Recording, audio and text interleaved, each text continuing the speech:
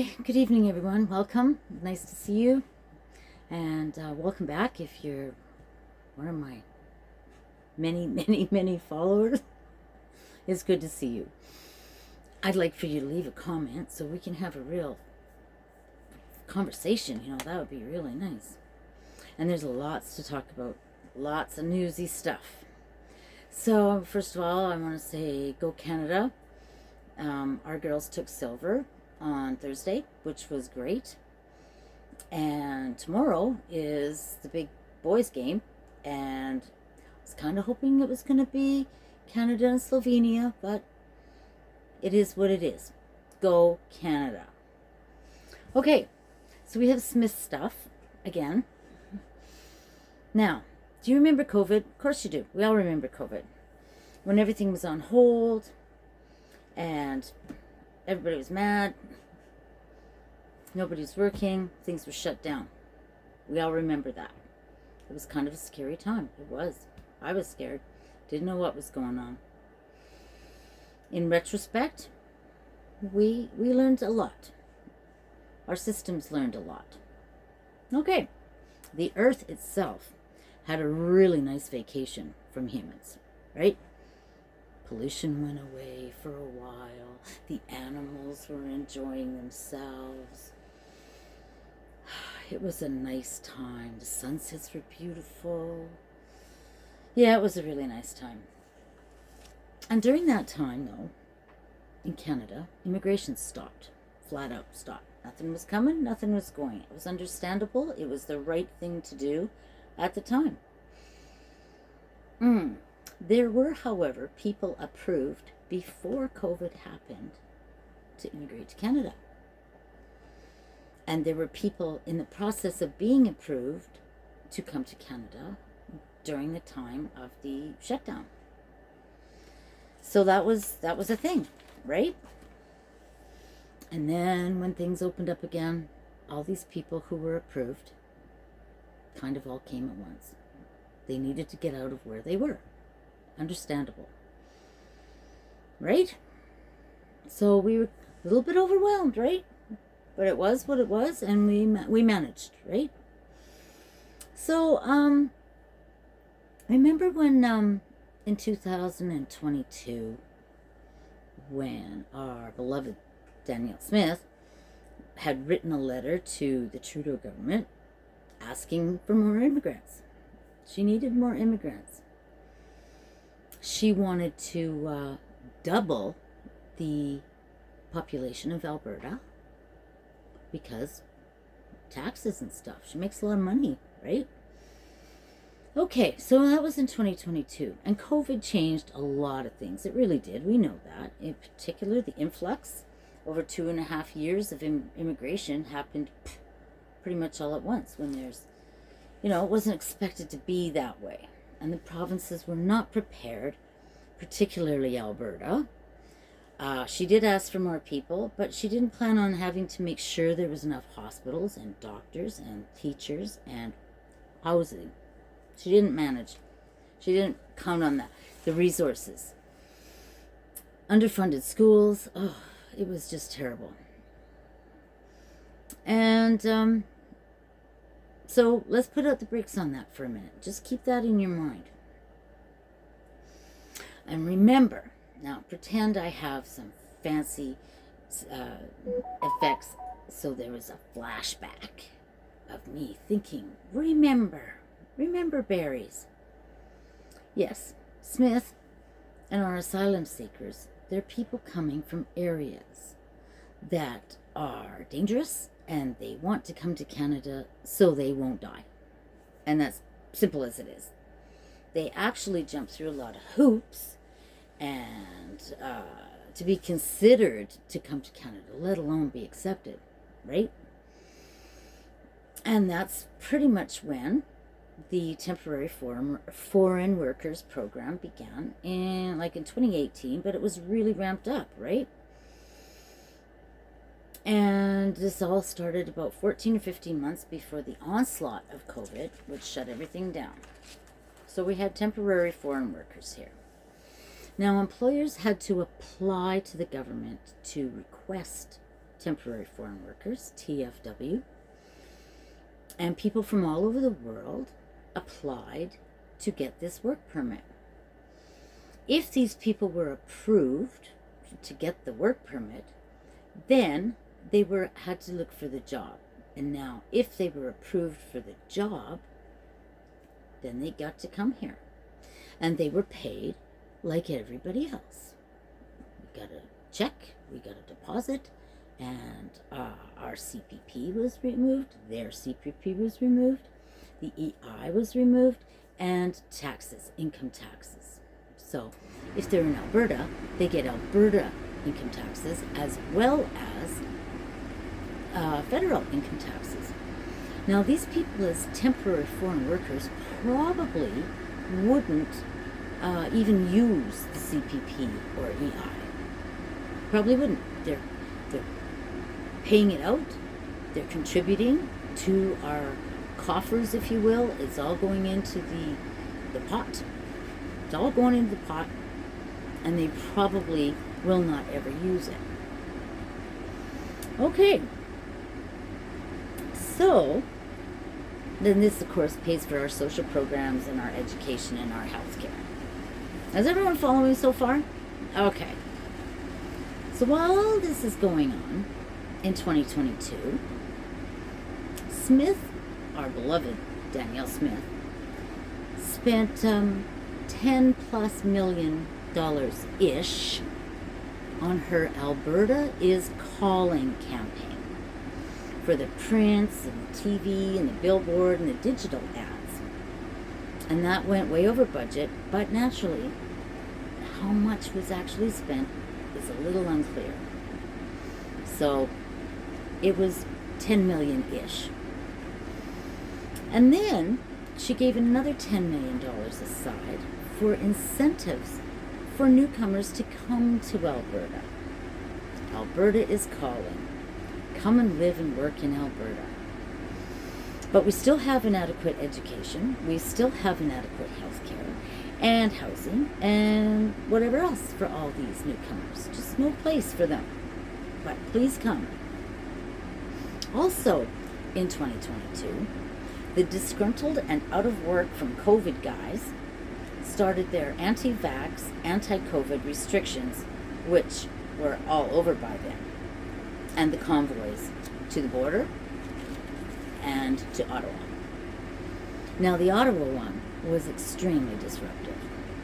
People living there, they couldn't work, they couldn't go out to buy groceries, they couldn't leave their homes and their apartments, and they were deprived from sleep for 3 solid weeks until they were removed, which was long overdue in my opinion.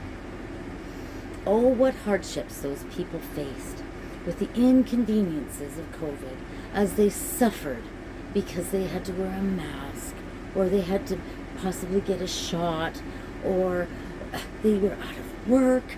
Like the rest of us, everybody did that. We were all inconvenienced by COVID. We were all upset, and we were all a little frightened, let's face it. So, that's what happened. This is what's going on. Happened. In 2023, our federal government sent Alberta the Canada Health Transfer money from Ottawa to Alberta. $6 billion. Okay? And then, aside from that, a one-time Canada Health Transfer top-up in June of 2023 of $233 million. Now, this is the one I've been speaking about before. For immediate and urgent needs for ERs and pediatric hospitals because of the pandemic. Things got crazy and things went neglected. So there was this money. So we have $6,233 million for immediate relief for our hospitals and urgent cares, right? Okay, so 23 and 24, there was a bilateral agreement between Danielle Smith and Justin Trudeau for $1 billion over the next 3 years to improve healthcare access, and mental health care access. Okay? Additionally, in 23 and 24, there was an estimated $70 million for healthcare and substance abuse alone for Alberta. Okay? This is all money that the federal government transferred to Alberta in response to the horrible problems that COVID brought on. Also, in 2023 and 24, $285.1 million was allocated in the Working Together to Improve Healthcare for Canadians plan. All of these agreements were cheerfully by R. Smith and Justin Trudeau. There's videos, the signs, the signatures, the passing of the folders. It was all very celebrated. So now we have $7,578 million transferred from Ottawa to Alberta just for healthcare alone. Healthcare. Okay? And during this time, our beloved Smith used $85 million was used to restructure Alberta healthcare services. $1.6 billion was budgeted for 2024, and the $1.6 billion that was allocated to us went to childcare. Did it? We'll never know. We don't know for sure. We don't know where that money went. So pretty close to $8 billion, right? And with the cuts to education and the cuts to healthcare, the Dynalife fiasco, and whatnot. Oh, also there was an $8 billion surplus from 2024 and 2025. $8 billion surplus. So we got $16 billion. Where to go? And now she wants to blame the deficits that we face now on the newcomers. People with ample melanin. Yeah. Those are the people to blame for healthcare problems and education problems, you see. They put a burden on our systems. Also, I'll add in brackets that there was a teacher's strike last fall, remember? She has yet to make an agreement for the teachers. Still, here we are, months later, still nothing for the teachers. Nothing. You just go back to work, and we're forcing you. Okay, of course, the newcomers are to blame, and Justin Trudeau, because, I mean, let's face it, he's the one that did all of this. He's the one to blame for all of it, and newcomers, because they have melanin. We can go back to 2015 when the NDP were elected, okay? Way back then. Hospitals were built, hospitals were contracted to be built, schools were built, firefighters had funding, and the UPC shut that all down. Now, big corporations were pissed off because there was also a 2% tax hike for large corporations, you know, big ones, Suncor, those, the big ones, you know, the big ones, and very wealthy individuals. It wasn't 2% for the wealthy individuals, though. And we know our billionaires. So, it's not like they couldn't afford it. You know, it's not like they couldn't contribute a little bit more. But, that's where we are. And then, the NDP lost the election. So that brings us back to now, when the NDP and Justin Trudeau, and of course the newcomers with plenty of melanin, are being blamed for the deficits. Now, we had an $8 billion surplus last year, gas and oil and all that other happy stuff.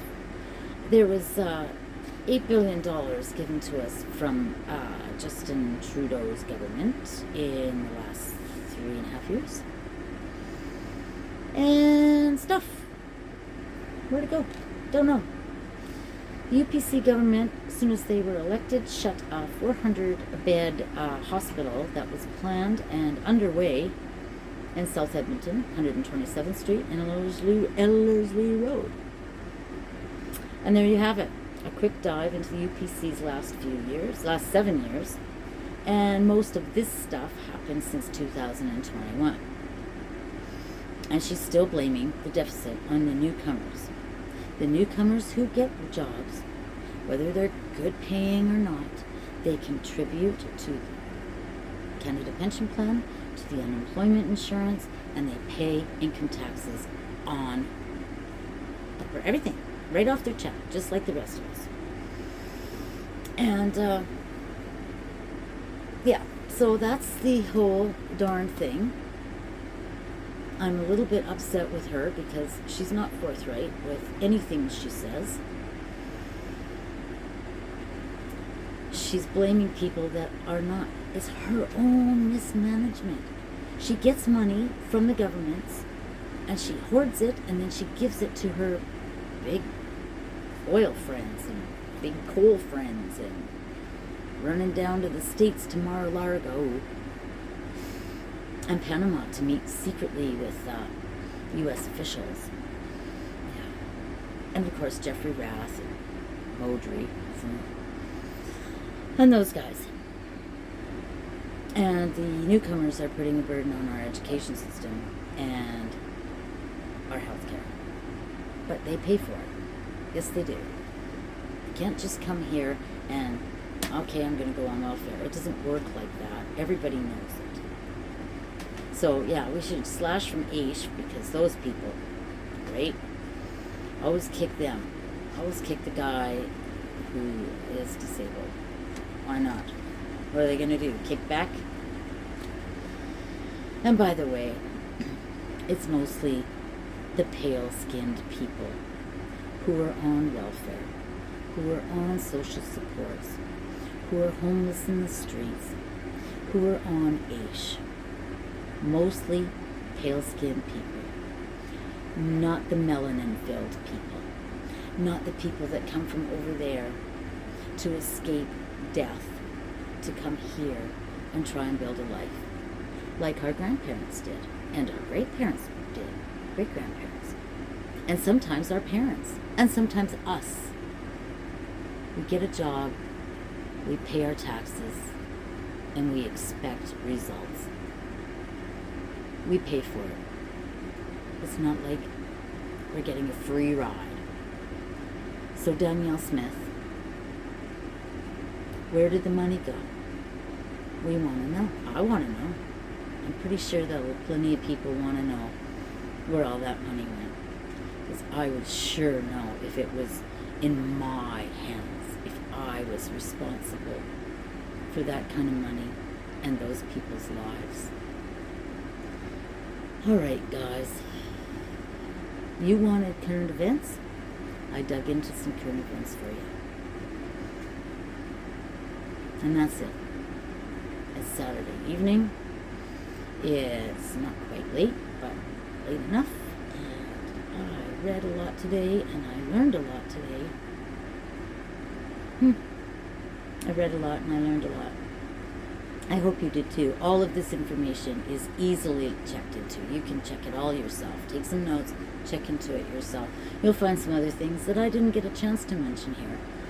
But darn, that Smith government is... what a bunch. What a bunch. Heartless, callous,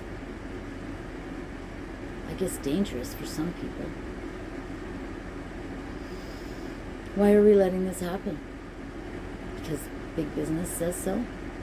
Billionaire people say, yeah, we'll do business there. Yeah, well, they can still do business. A 1 and 2% tax hike is not a hardship. Wasn't a hardship then. Wouldn't be a hardship now. Okay, so leave me a like. Leave me a comment. Let's talk about this. We got lots of time to talk about it before this damn referendum on should we abolish newcomers and people with different colored skin. Should we abolish them? It's coming in October. What do you think, people? Are they to blame for all of it? And Justin Trudeau?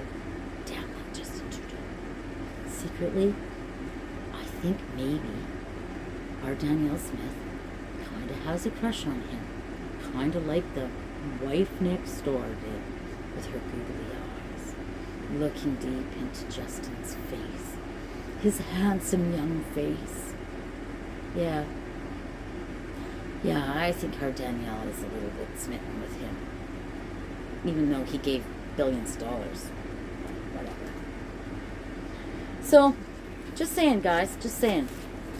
I took a lot of notes today. I read them. And now it's tea time for me. And I think I might watch a movie. Also, maybe pretend that I know how to do a snappy thumbnail. You know, the one with the C at the beginning. A snappy one, neat colors and catchy intro. Pretend I know how to do that. I'm learning. But you can see it. I'm going to have effects someday too. Like the remember effect. Like in the movies. Going to have that too. Alright. I love you. Thanks for listening.